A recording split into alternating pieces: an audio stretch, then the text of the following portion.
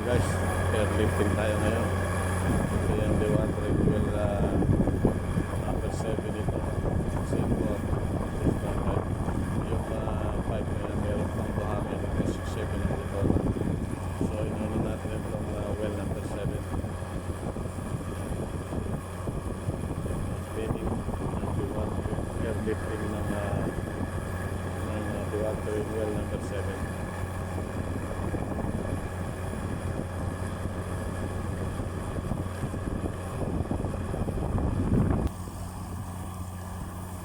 Guys, airlifting tayo ng well number 7. Ayan yung train natin.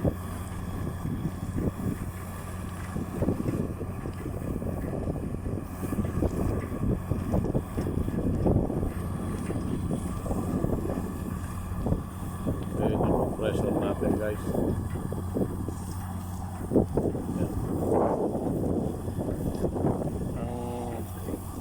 Depth lang natin, level 0.6 yung target natin, guys, para sa airlifting natin. So ngayon yan, 8.8 meters. So 2 point something lang ang kailangan natin para malinis yan, guys. Airlifting yan ang tawag yan, guys. D-well number 7 itong nililinis natin.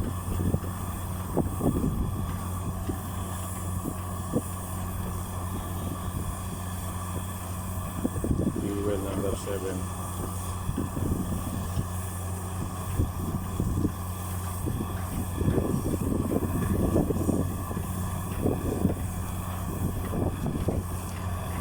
Guys, binubugay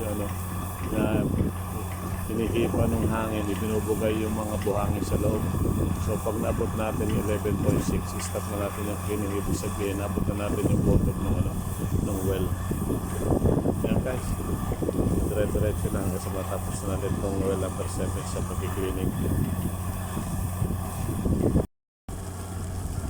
Yan, guys, naabot na natin 11.6.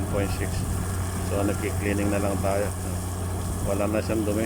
So pinifinish na lang natin na mawala lahat yung debris sa loob ng pipe yan. Maputi na yung tubig, guys. So tapos na yan. Kini-cleaning na lang namin. Yan. Yan, guys, D-well number 7, tapos na nating airlift.